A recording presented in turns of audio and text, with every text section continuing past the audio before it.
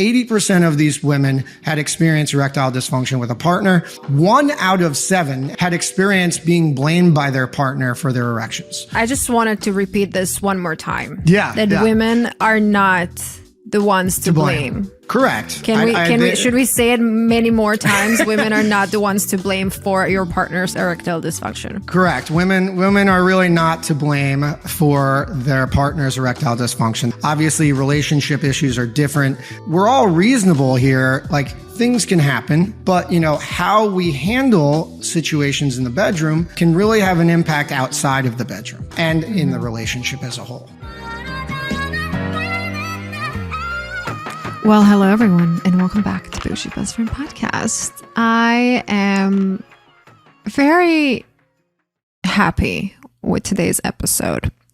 I interviewed Justin Dubin. He is a specialist for men's health. He's a urologist, and I feel like my content is about dating and standards and relationships and sex, but I feel like a big part of sex is understanding how we function, our actual, tools. And a lot of times women have questions and maybe they're not open enough with their partners to talk about those questions, or maybe you just started dating somebody and there are some things that you don't really understand when it comes to your sex life with that significant other.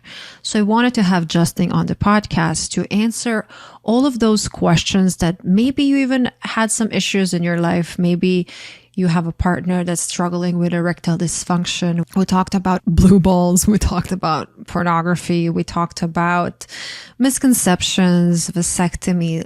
It was just a very educational conversation, and I hope you're going to enjoy this episode and share it with your partner, share it with your male friends and female friends. I mean, share it with anybody who is going to find this episode useful. And I want to invite you all to please click that subscribe and follow button on the podcast. Leave a 5-star rating and a review because it helps the show grow. Without further ado, let's now hear from Justin. Mr. Dubin, welcome to Bougie Best Friend Podcast. Thanks for having me. I'm really excited to be on. Okay, today we have a very interesting topic. We're talking about penises. A lot of it, yeah. Welcome to my world. I thought that this is going to be a very educational episode for my audience because my audience is 90% female.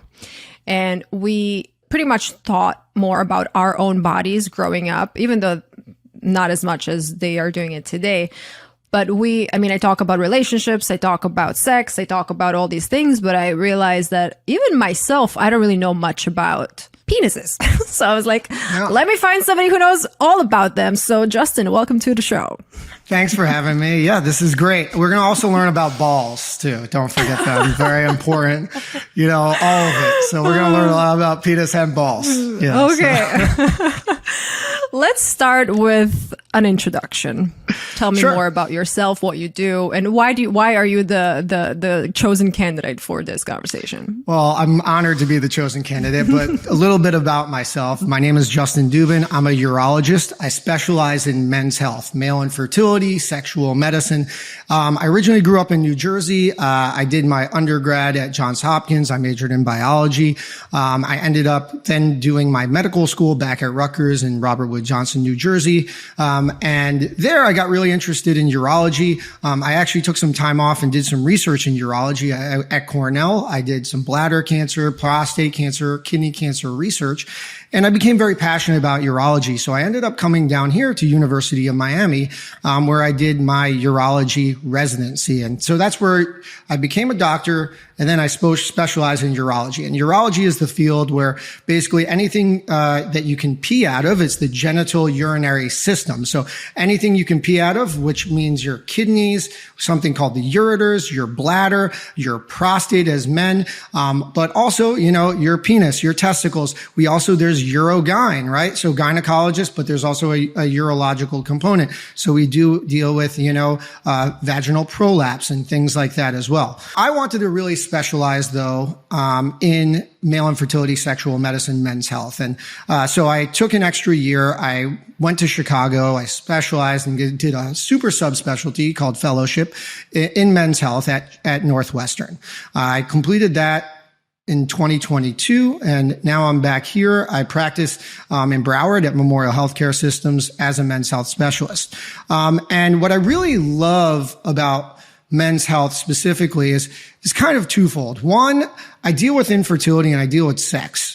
And obviously, I think everyone enjoys talking about sex, but I love the idea where most medicine, we're talking about preventing you from dying, trying to live longer, and sometimes at cost of the quality of your life. But a lot of the things that I deal with are improving the quality of your life. I want you to live your best life, and there's ways I can do that. And when we're talking about sex and fertility, it's not just one person. There's usually a partner involved. So I'm improving your life, I'm improving your partner's life, and as a couple as a whole, we're achieving something that I find very satisfactory in when I'm taking care of my patients.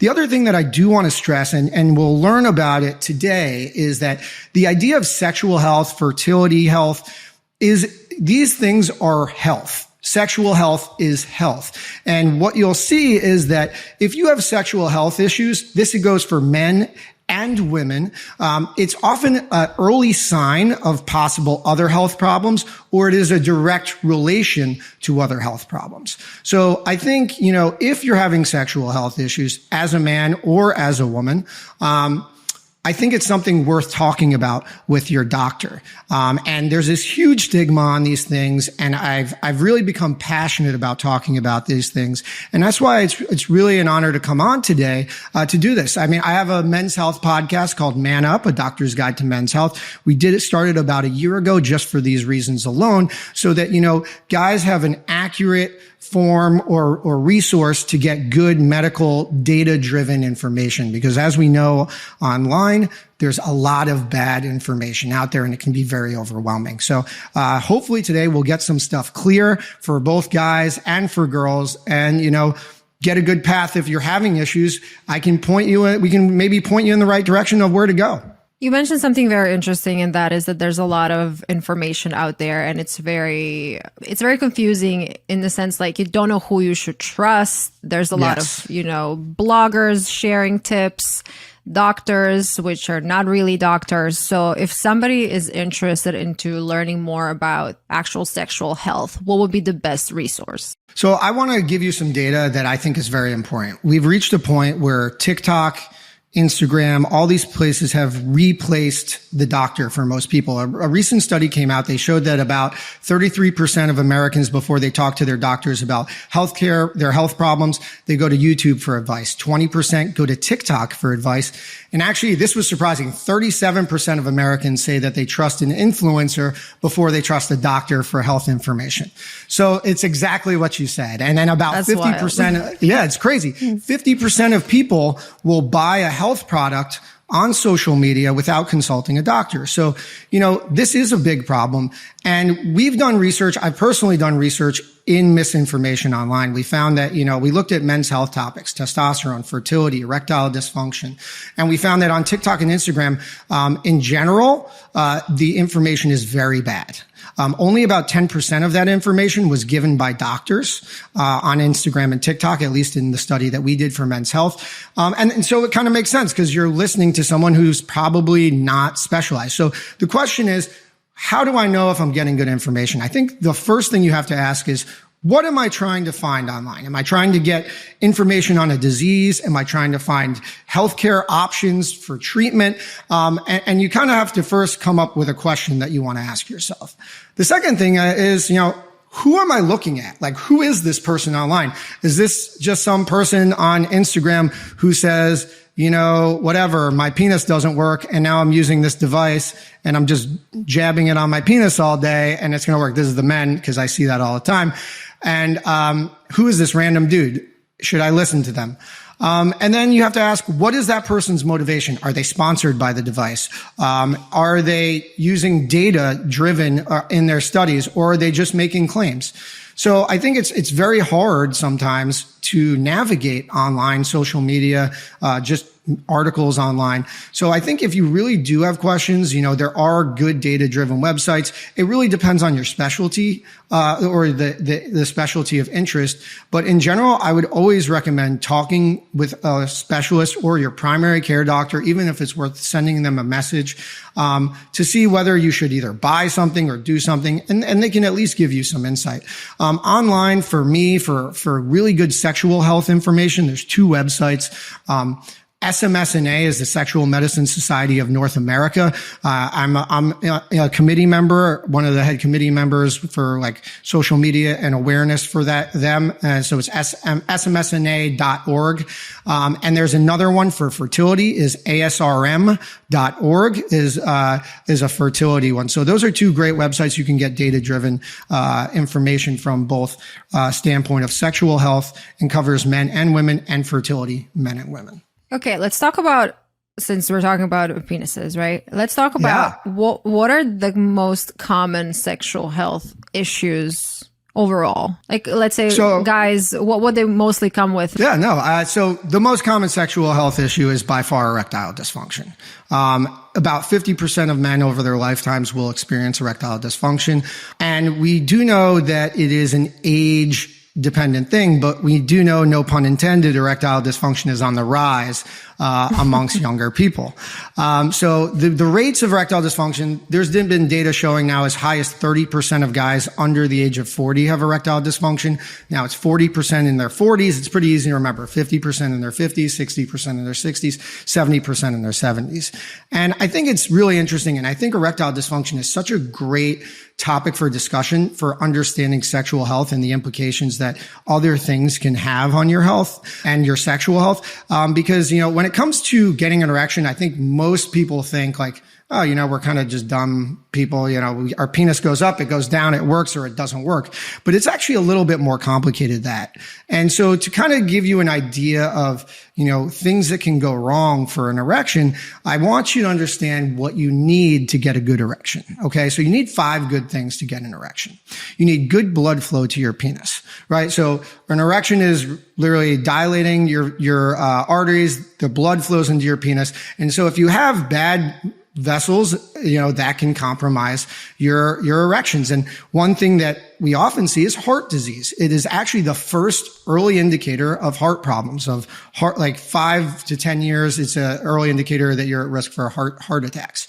We call it the canary in the coal mine. So you have vascular disease, heart disease, things like smoking can worsen that. So these are things that can compromise your erections. 2, you need good nerves to your penis. Now, this can be damaged by things like surgery, if you had trauma, spinal cord injuries. But another thing that people don't think about is diabetes. So if you're overweight, you're not taking care of yourself. Your nerves in your penis, people think diabetes, they think your vision is compromised, your hands, your feet.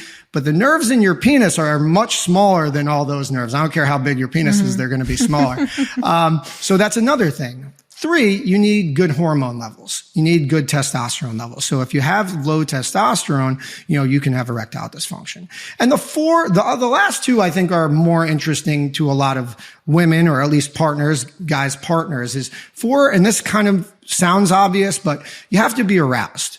Now, what I mean by that is, relationships are complicated. I often see, as a couple grows in age, they've been in a relationship for 20 years, 30 years. Bodies change, people's preferences change. And that's just unfortunately something that happens. And often other things, you had an argument with your partner and you just aren't attracted to them in that moment. Maybe you're just not going to get it up at that point. And often the solution for things like that, I often refer to sex therapists. And it's a great resource for a lot of people, sex, relationship therapists. And it's very helpful. And then the last thing, you need to be in a good state of mind. So, if you have significant depression, anxiety, any kind of like fear or concerns, or sometimes if you're getting treated for depression, anxiety, those medications unfortunately can also cause compromised sexual health and erections. So, you need to be in a good state of mind, because to quote the great late Robin Williams, he said, God gave man a brain and a penis, and only enough blood to control one at a time. And he's right. So, if you're all up in here, you're just not going to work down there. And it's really the truth. So if you understand that there's so many different levels of which, a man's erection can fail, you understand that, health is a big part of this. Mental health, physical health, the biopsychosocial component is huge, when it comes to erectile dysfunction. Okay. So many things here that I want to discuss. Yeah, please. When somebody is in a relationship and they feel like their partner is constantly stressed and that's why he can't get an erection, you're going to feel that maybe he's cheating on you. Maybe he is just not interested in you. Right. What should you know at that point, or how can you help him to get out of the funk? Because oftentimes women are blamed for lack of erection. Oh, yeah. Well, we'll get into the blame in a second, but I think it's a really great point. And I think the key to a lot of the things we're going to talk about today is communication. Now, guys don't want to communicate, and sometimes it's intimidating for guys to communicate to their partner if they're having these issues. And it's also intimidating for girls to, approach the guys with these kinds of issues. If stress is a big component, in life, and we all go through ebbs and flows of stress in our lives, and it's understandable. Sometimes you're just not in the mood for a bit. But I think if it's becoming a prevalent problem, I think you can, it has to be directly approached. Like maybe, hey, your penis doesn't work is probably not the best way of going about it. But, hey, listen, we haven't been intimate in a while. Is it, I would love to know, like, how are you dealing with the stress at work? I noticed that a lot of stuff's going on. Is there something that I can do or we can do together? Is there someone you want to talk to? It doesn't have to be me. There's a lot of great people. And I think as we've really advanced as a society in the last 5-10 years, where we understand that mental health is a really important component of all aspects of our lives. And I think we often forget the sexual health aspect. So I think, approaching it just as a mental health aspect, you can maybe make it more approachable than just relating it to sex. But I think a lot of times, you can say, hey, listen, it's okay. Like, we all have our problems. Do you want to talk to a doctor about it? Do you want to see someone about it? And oftentimes I have, especially, and we'll talk about fertility stuff later, but, a lot of the times for fertility, the wife is the one bringing them in, and the guy doesn't want to come talk about it. And sometimes even for erections, it's the same thing. So I think that sometimes, if you have that relationship and it is a serious relationship and you feel like it is a problem, I think it's okay to address it, but just not be obviously overbearing or aggressive on it. Yeah, I feel like a lot of guys, if you come to them with a conversation saying, hey, I noticed that, your penis is not really working properly, let's go see someone, they're going to find that as a attack on their manhood. Yeah. They're going to be super defensive, and it might sometimes cause even more issues than, fixing the situation. But yeah, obviously open communication is key, and that's the only way you can resolve something. What about, they're not going to acknowledge it. If they can't acknowledge it, we're never going to fix it. Right. Like, it's part of it. Fact. What about, let's say you met somebody brand new and you are supposed to sleep together for the very first time and he just can't get it up. Right. So, this obviously happens a lot, believe it or not. And it's really not your fault. I think a lot of the time, like, women need to know it's not your fault. Like, that's the biggest thing to understand. In general, there's extreme situations, of course, not everything's 100%, but in general, it's not your fault. Like, listen, I have seen so many young guys in my office coming in. They said, hey, listen, I was on a couple of dates with this girl. I really liked her. I couldn't get it up, and it just kind of has destroyed me. I never had this issue before. Like, what do I do? And often it is one of those 5 things. And one of the things is anxiety. Guys can get performance anxiety. Especially if you really like someone, you can get in your head. Sometimes, as we all know, also alcohol is involved, and alcohol usually doesn't help as well. Whiskey dick is real. It can happen. And so combine, an intimate event with a first time person that you care about. Guys can get nervous and they can not perform. Now, how the guy reacts in that moment is also very important to the situation, right?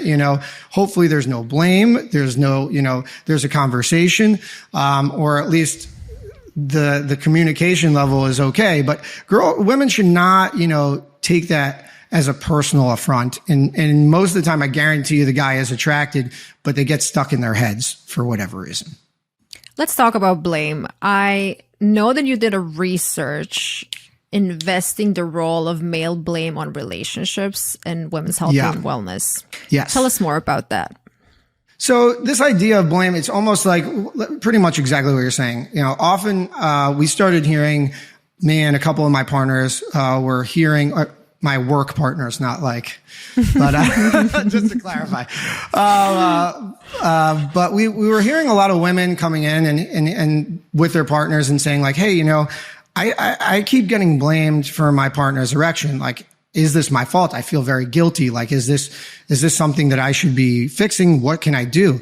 And, it actually became so prevalent. I was getting concerned because I was like, no, it's really not your fault unless there's like, obviously I mentioned like a significant relationship issue. There's some kind of other things going on, but in general, it's not a real problem. So what we did is we surveyed 13,000 women and we asked them, had they experienced erectile dysfunction ever with a partner?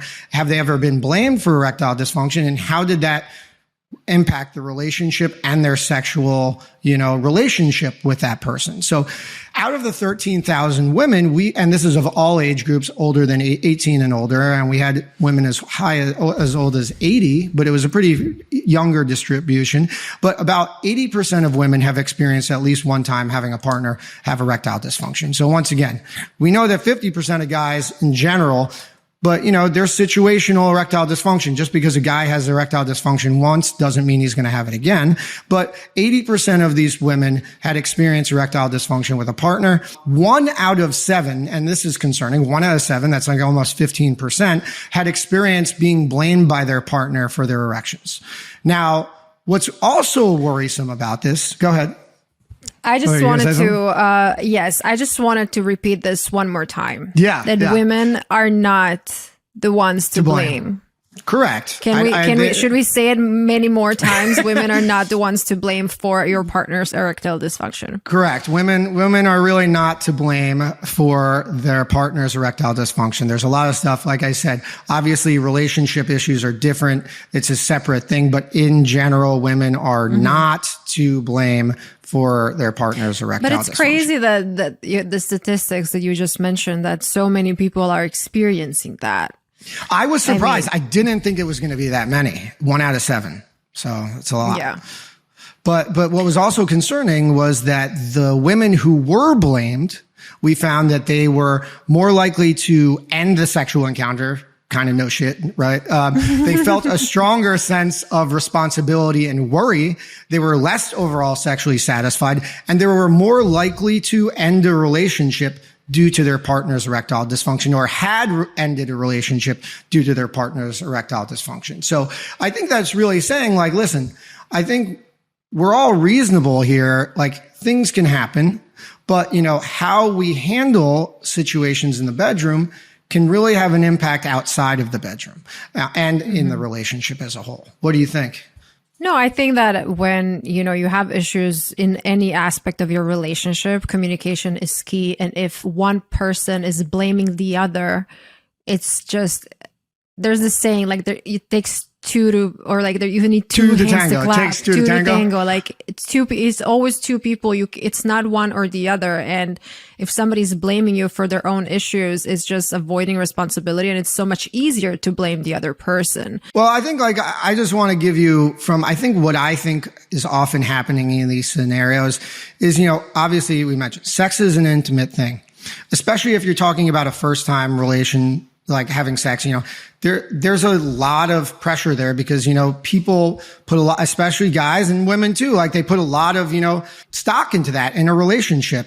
And I think when men are unable to perform, especially on that first time or that second time, there's this huge, damage to their masculinity. They're embarrassed and like, they're not performing how they expected to be. And so, this idea of not being a man, they want to defer that probably potentially onto their partner. And, I think they don't want their partner to be like, I'm not lesser. And I think there's two things, which was interesting was, obviously men have to appropriately respond in these situations when you have erectile dysfunction and not put blame on the partner. But, when we published the survey, I got a couple interesting responses back too, which I didn't think about this perspective. One was, and it was from a lot of guys saying, this is a very insightful study. We agree. But also I've been in scenarios where the female started laughing at me or started making fun of me. Yeah. And they were like, and I didn't blame, but I felt very uncomfortable. So I think it's important to be respectful on both sides. Obviously the blame part is a huge problem, but you're both intimate. You're both like in an intimate setting. You're both being very vulnerable. I think the worst thing you can do is kind of almost egg each other on or feel shame on both aspects as well. I love that you said that. I think that's really important to mention. And you also shouldn't like point fingers at him and be like, this is what's going on. You got to fix it. You mentioned performance, and a lot of men are watching pornography where women are often performing in very different ways. And sometimes men think that that's what they're going to get in the bedroom. And I just want to talk a little bit about pornography and how does that impact whether it's erectile dysfunction or just males' sexual health in general? No, it's a very important topic, and I think it's becoming more and more popular. And I think it does have an impact. And I do want to start off by saying, I've seen a lot of guys come in, young guys have come in with erectile dysfunction saying, hey, I can't perform like the guys I've seen on the porn star, on whatever porn they were watching.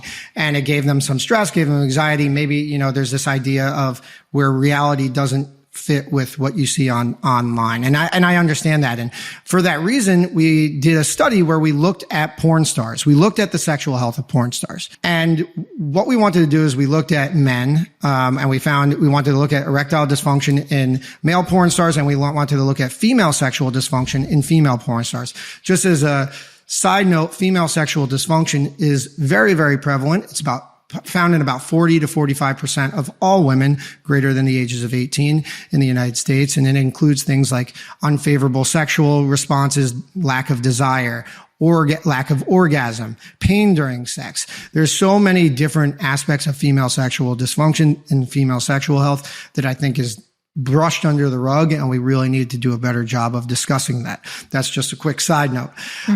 But what we found was in our studies, and I love this number because you're talking about porn stars, you can't really make it up. 69% of all male porn stars were using like Cialis or Viagra. So they were corking the bats. And then more than half of them were using it for both work and personal reasons. So they were using it at home.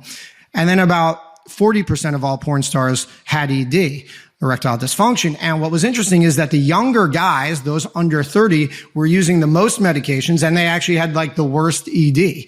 So, clearly, these guys are corking the bat. The people that you're modeling yourself after, I think it's important to know, you shouldn't really want to model yourself after these guys because they have the same problems that you do. And it kind of makes sense, right? Like, I just told you, we just talked, it's hard sometimes for a guy to get hard. But imagine trying to have sex in an unconventional manner for longer periods of time while like 10 people are zoomed in on your penis and you're doing weird stuff. Like, I don't know how you could do it. So, I think that's an important point. And then the female porn stars actually had way less female sexual dysfunction than the general population, about 24%. But it kind of made sense because the average age of the female porn stars was around 34.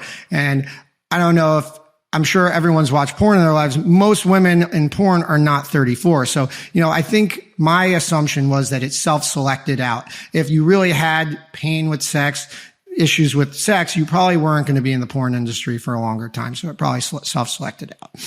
So that's the idea of the porn stars. Do you have any thoughts on that study before we talk about pornography usage in general? I have a question that I want to ask before it goes away from my head. Yeah, Can you explain how does Viagra work? So you take it. Is it effective immediately? How long does it last? That is an amazing question because guys don't even understand this. Because what I've found out is when guys come to me, they say, oh, Viagra Cialis doesn't work. My first question is always, how did you take it? When did you take it?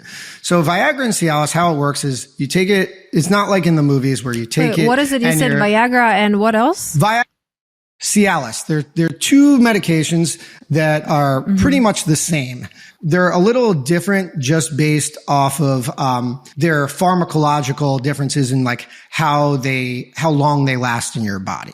So, but they both do the same thing. They both give you an erection and they're both pretty much equally as good in doing that. But basically, it's not like the movies where you pop one of those things and you're just rock hard walking around immediately. That's not how it works. So you take the medication and what it does is it increases blood flow pretty much throughout your body, but obviously to your penis. And as I talked about it before, blood flow, getting blood into your penis is a very important thing to get an erection. That's how you get an erection. For Viagra, you have to take it, I say 2 hours beforehand on an empty stomach, and then you're good for about 6 to 8 hours. So, a lot of guys like that. Yeah, but that doesn't mean you're rock hard for 6 to 8 hours. You have to be stimulated. Your brain has to be like, okay, I am aroused, and then you'll get an erection.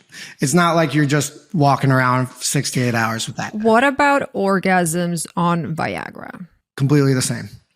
Like how many times can a guy ejaculate?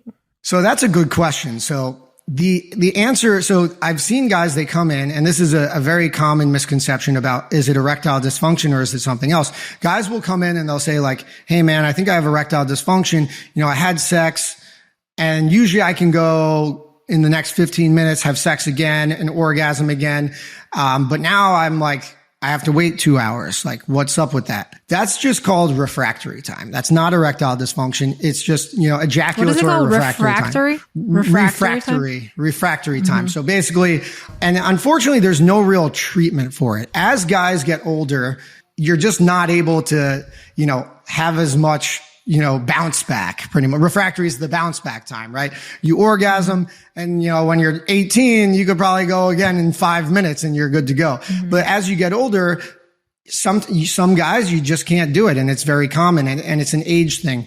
And I don't really think there's no medications I've ever come across, that really has ever been able to improve that. Viagra, Cialis will help you get an erection to orgasm. But, if you're burnt out, like if you've kind of used it, like it's not like you can't get it again. You can get an erection as many times as you physically can. But the answer how many times on average a guy can orgasm during a sexual event, I don't really know the answer. I think it depends. It's really everyone's different. So, some guys, they have sex once, they orgasm once, and that's it for them. Some other guys will be able to go 2 times. Some other guys will go 3 times. And I think it's also situational. Unfortunately, there's no real answer for that. Random question. What about circumcision? Okay. How does that affect sensitivity? Tell us all about it. Yeah. So circumcision, obviously, I think has always had somewhat controversy. So circumcision is, the removal of the foreskin on men. Now, a lot of people claim that it reduces the sensitivity of your penis during intercourse. I will tell you, I've circumcised a lot of adult men. I circumcised like 5 people last week, but adults, and pretty much, the truth is it's not the case.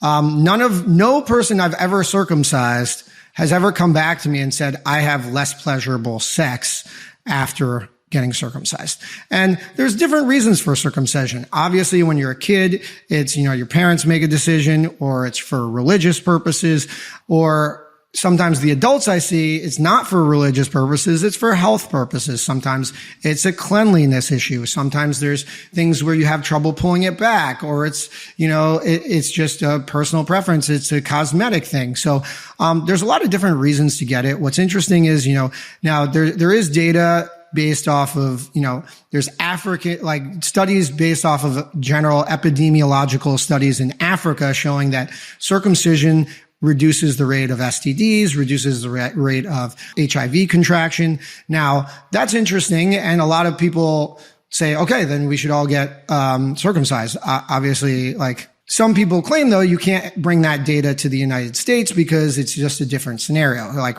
people live different lifestyles, health things are different. In general, my recommendations for circumcision are, obviously if you're circumcised, you were circumcised when you're like, a lot of times you were born about the circumcision. I don't think it's anything to freak out about. You have these people protesting, and who's protesting? Oh my God, you've never seen, there's like a documentary on Netflix, like people saying like circumcising people. They're saying like, it's just like, they're like, it's mutilation, whatever. Like, I'm not like, they're going to come after me at some point probably. But basically, listen, I think it's a preference. I don't think there's bad to be circumcised. It's not bad to be uncircumcised. It's literally 50% of the population, I think now at this point, is circumcised, 50% uncircumcised. I think uncircumcised has made a bigger comeback recently. In general, there's nothing to worry about. It's not going to compromise your sexual health. It can potentially compromise, like I said, contraction of diseases. Theoretically, at least we know the data based off of, Africa studies of patients in Africa. We also know it reduces the risk of things like penile cancer in men. Circumcision, if you're circumcised, you pretty much have almost a 0% chance of getting penile cancer as well. But a lot of those things have to deal with hygiene and things like that. So in what case would somebody get circumcised as an adult in correlation to their health? Like, when would you ask for it if you're concerned about? Like, what could you be concerned about? The foreskin sits over the penis, and then you have to pull it back to expose the tip of the penis. Sometimes men can get something called phimosis, and we don't know why it happens. And sometimes it happens in young guys. I've seen it in 20-year-olds. I've seen it in 70-year-olds. And you're not able to pull back that foreskin. So you're not able to necessarily pee or ejaculate without like dribbling out. It can get very dirty and uncomfortable. When you get an erection, you're not able to kind of get out of that thing. So it's a hygiene thing. Some people get recurrent urinary infections because of it. It's a hygiene thing. It's a comfort thing. And that's usually the most popular reason to do it. Some people, with skin issues, skin tags, skin lesions, they decide also in that area that they say just get rid of it. Okay, I have a really fun question. Okay. Let's talk about average penis sizes. Let's do it. This is what is a micro penis? How small is that? And usually people say like if his hands are big, his feet are big, his tool is probably big. Is that true? Right. So in general, the answer is no. So I think so. The data shows, and it's very hard. I'm going to say, no pun intended, it's very hard to get a hard penis length. Okay. So, why? Because a lot of the data is measured self-reported. Okay. The methods to measure penises are inherently flawed. So you have a lot of the data is guys measuring their own penises and reporting it, or you have several different doctors, measuring a soft penis and then would stretch the penis to get the erect penis, which is we call stretch penile length. So obviously there's so many difficult ways in which that can go wrong. Are they a little bit aroused that day? Is it colder in the room that day? The data is inherently flawed through the methods, but we have some general ideas. So flaccid penis is around 3.4 to 3.7 inches in length. Flaccid means when he's flaccid, down? Soft, when he's little, when he's just a little guy. And then the erect penis is around 5.1 to 5.5 inches. If you want to put that into centimeters, it's 13 to 14 centimeters. For the flaccid, the small penis, when it's not erect or it's not hard, it's 8.5 to about 9.5 centimeters. Now, the question about micropenis. What micropenis? Micropenis is a real thing, unfortunately. I have seen them. I'm sure everyone's talked about seeing a micropenis, unfortunately. I always think about the Sex and the City episode with Samantha and all that stuff. Can't believe you watched Sex and the City. I love that. I watched it during COVID. I was like, all right, let me watch this. It was awesome. It was great. I think it's relatable to guys and girls. So we've all been there. If you've dated at all, I think it's great.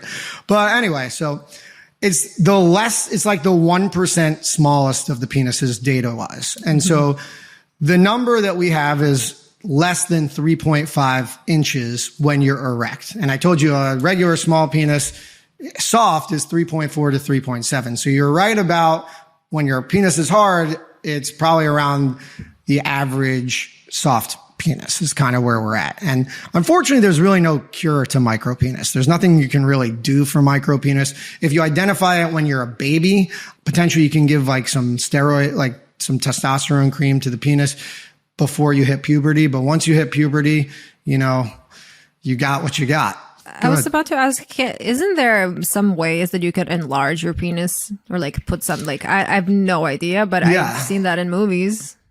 Yeah. So, you know, I do something called a penile implant. I put penile implants in people, but that's not to make your penis bigger. It's for guys who have erectile dysfunction where medicine doesn't work, injections don't work. And I put in a device to make them harder. They can get an erection, but their penis is not going to get bigger. And that's one of the things I stress all the time.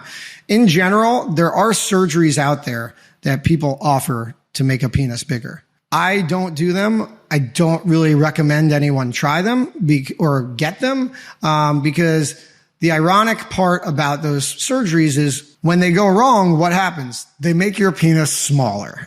Wow. So they can compromise your erections and they can actually make your penis smaller or more damaged. And every year at our conferences, we have one of the plastics guys. He's a dual plastic urology. And he comes in and he shows us all of the bad cases of people who tried to make their penises bigger and how he tried to fix them. And often he fixed them, but they are way smaller than they originally were. So if your guy is small, I would not say, don't recommend any of these things to him. He should just, you know, work with what you got. You know, there's other things you can do. Okay, so we have the penis and we have balls. Yeah. And what is the part, what's that part behind that some people say that it's also like a really sensitive part, like behind the balls? The prostate. The prostate? Are you saying like the finger in the ass you're talking about? No. Because that's the prostate. I wasn't talking about a finger in the ass, but maybe we're going to get to that too. I know. You can bring it up. I mean, the prostate is sensitive. That's why people like that. But anyway. Okay. What is everything the same sensitivity, or is the tip the most sensitive? Or the nerves of the penis. Like, what would you say is the most sensitive part? And why do men, okay, I'm going to ask you this after, but why do men, when you like kick them in the balls, why are they so like, oh, it hurts? It's a great question. So the most sensitive part of the penis is usually the tip of the penis. Often the area we call the frenulum, which is the top of the penis is here, like you're looking, you know, the top of the penis. Down here is the frenulum. There's like a little band sometimes. And that's often, sometimes that area, the tip is kind of the more sensitive part of the penis. So, it's a pretty sensitive area. If you're getting aroused and you want to really arouse someone, I think that often that really works for that person. Now, why do you have pain when you get hit in the nuts? Well, I mean, your balls are very important. They are the source of your testosterone in your body as a man, and they are the source of your sperm and fertility. So, you know, your balls, although outside of your body, are outside of your body for a few reasons. One, well, the main reason is because they need to be a couple degrees cooler than the rest of your body, because that's the ideal temperature for sperm to develop. And that's why, you know, when we joke around when guys go in the pool, they get shrinkage, not only of their penis, but their balls, is because your scrotum actually has muscles in it where it brings it up to keep it warm, your balls warm, so that the sperm don't die when it's cold, and then they drop when it's hot out. Now, why does it hurt? Now, guys will often say when they get kicked in the nuts that they feel it in their stomachs. Very interesting reason is because when men are born, or before, like when they're like in utero, in the mother's belly, the testicles start in your abdomen and they descend down. So your nerves are all connected to around your abdomen of your testicle. So when you get kicked in the nuts, you feel it in your stomach. But I feel like that's kind of why. I mean, if you get kicked in the nuts really bad and you have like a big swelling of your testicle, like that's a medical emergency, because you can potentially lose your testicle. And then you might have, obviously you just don't want to lose your testicle for the reasons I expressed. Okay, let's talk about balls and testicles for a second. Yeah. Are blue balls real?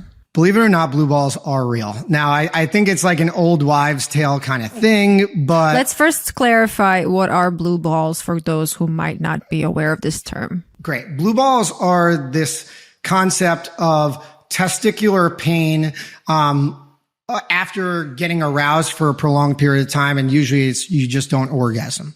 Okay, so after you don't orgasm, you have guys claim, or they do. Now I'm telling you, they can, or they can, not every time, have this pain in their testicles, and the medical term is actually called epididymal hypertension. The epididymis is a part of your testicle. So it's kind of like a crescent that's outside, like around your testicle. And so basically the idea, what people don't know is we talked about when you get an erection and you're getting aroused sexually, you get blood flow to your penis, but you also get blood flow to your testicles because your testicles, are creating sperm. They're getting ready to, orgasm and ejaculate. So when you have the blood flow to your testicles and you're in a prolonged state of arousal, if you don't orgasm, and you don't orgasm, or your arousal kind of just slowly diminishes off instead of an abruptness, you still have continued blood flow to your testicles, and it causes discomfort and congestion of your balls, and that's the pain, that discomfort that guys may feel. But what's good for girls to know, which is very important, it doesn't mean anything. It's not going to do anything. Like women, you don't have to finish off a guy because they have blue balls. It's not going to cause cancer. It's not going to cause any health issues. It's not dangerous in any capacity. So if a guy has blue balls, don't feel compelled, unless you want to do something about it. So I think that's the most important thing to take away here. If a guy has only one testicle, how does that impact his overall sexual health, orgasms, and all that? In general, the good news is that, we have two for a reason. In most situations, having one testicle does not compromise your fertility, and it does not compromise your testosterone. Something very interesting often happens in guys where, sometimes they have one testicle, but one of the testicles was injured when they were a kid and it's very, very small. And the functioning testicle can actually increase in size to compensate for the other testicle. So just like it's a backup, right? Like just like we have two kidneys, we have two lungs, there's a reason. It's pretty cool how we were designed as just a just in case situation in our bodies when it comes to a lot of our organs. So most of the time, nothing to worry about. If you are worried, obviously you go talk to your doctor. So I recently had a cyst on my ovary. How common are cysts with the male population? Well, first off, I really appreciate you sharing that story, because I think it was very important to talk about health. And like a lot of people, we think we're young. We are young, but we don't think about our health. We start thinking about our health when we're older.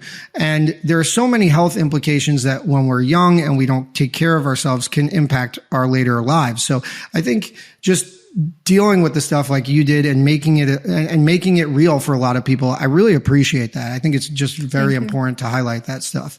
And I'm glad to hear you're doing much better. But in general, cysts are not common in men. Like you can have a cyst around your testicle, like epididymal cyst. I could talk to you about that crescent area around your testicle. You don't really develop cysts much in your testicle, but epididymal cysts like that in your testicle are rather benign. In general, they don't compromise fertility or your health. Unless they're causing you a lot of discomfort, I usually don't do anything about them. So you should just let them be, and then are they going to disappear on its own, or? Well, it depends. I think most of the time they don't disappear on their own. Sometimes they can get bigger as you get older. But I think if you have anything in your scrotum that scares the shit out of you or does not feel normal, you should go see a urologist or go see a primary care doctor, because the worst case scenario is you're ignoring something like testicular cancer.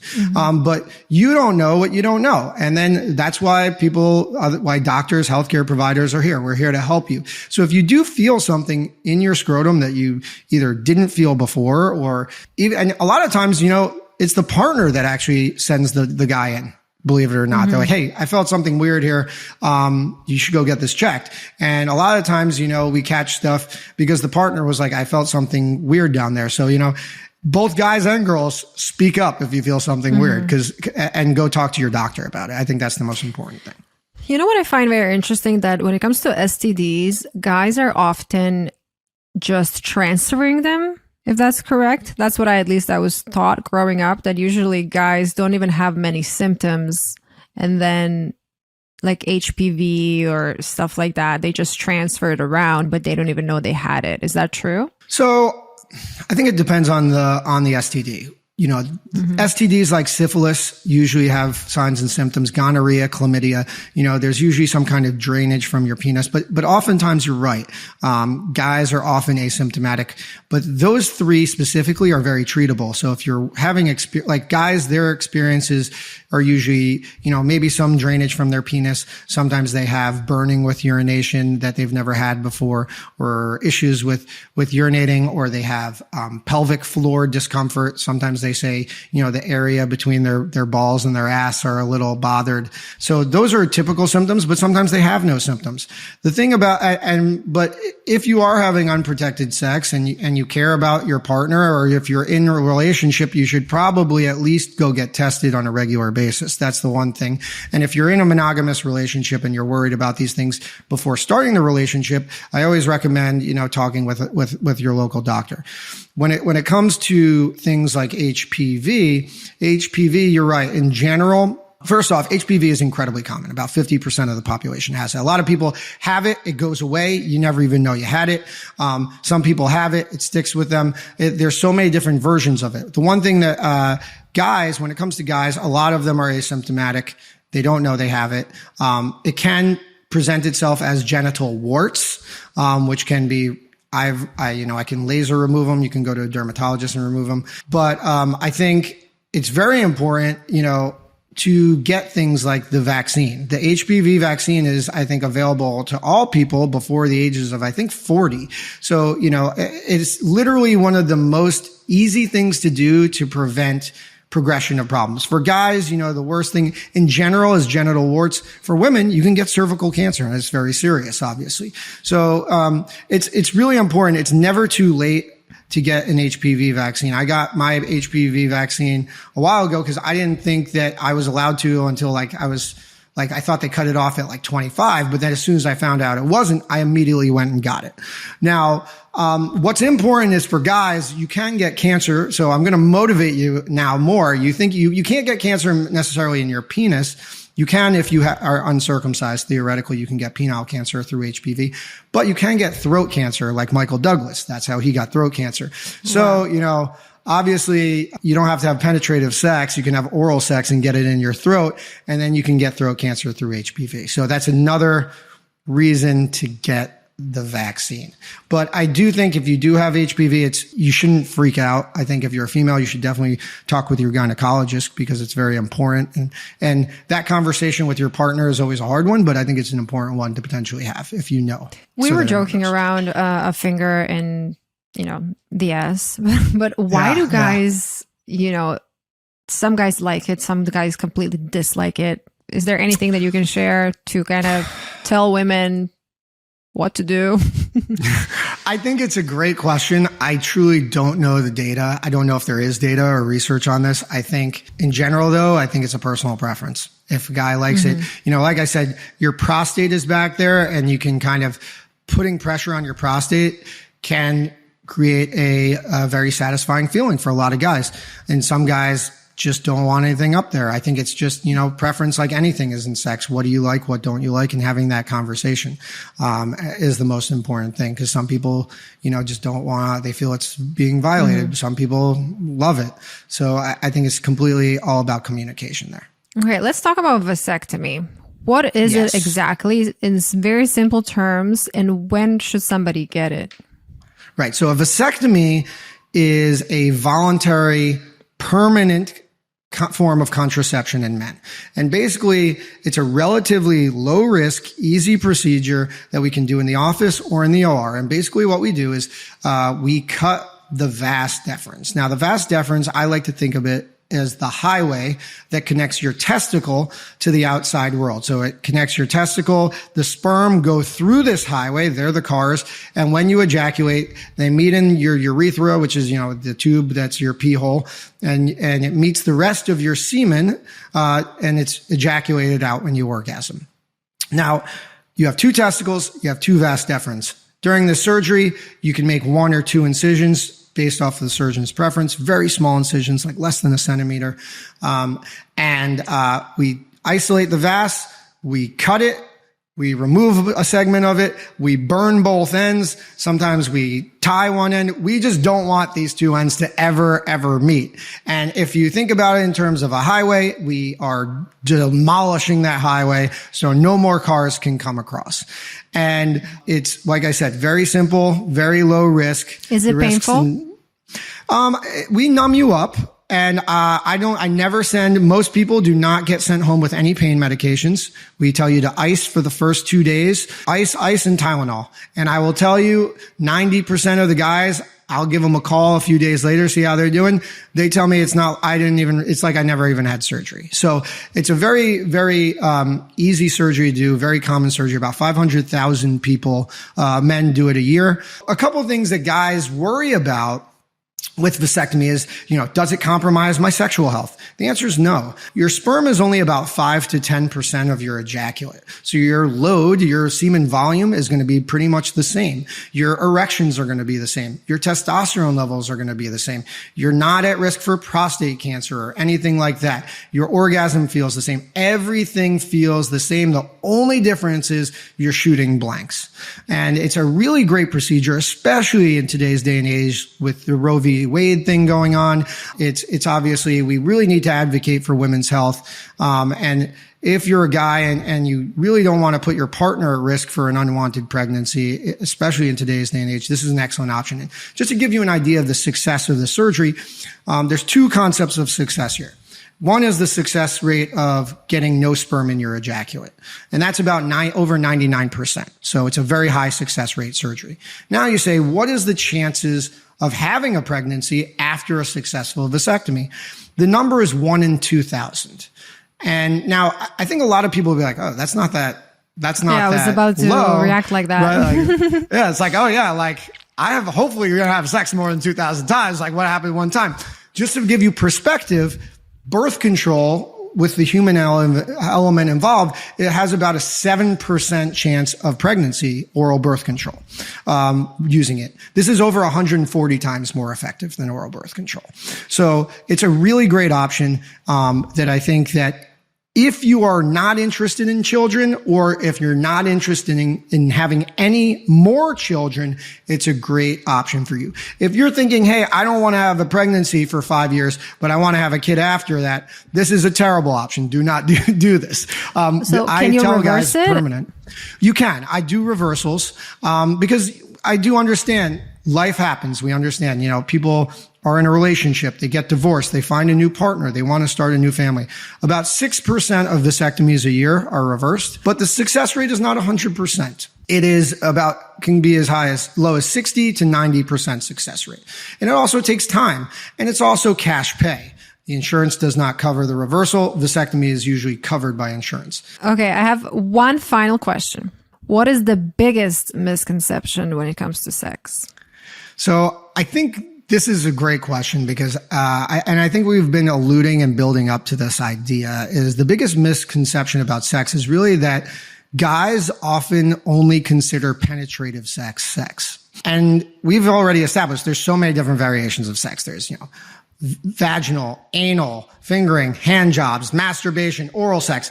There's so many different ways that partners can get themselves off. And I think this is a very important idea kind of for 2 reasons. One, guys don't really understand that the majority of women don't orgasm through penetrative sex. The data shows that only about 10 to 15% of women actually are able to orgasm through penetrative sex. They need clitoral stimulation.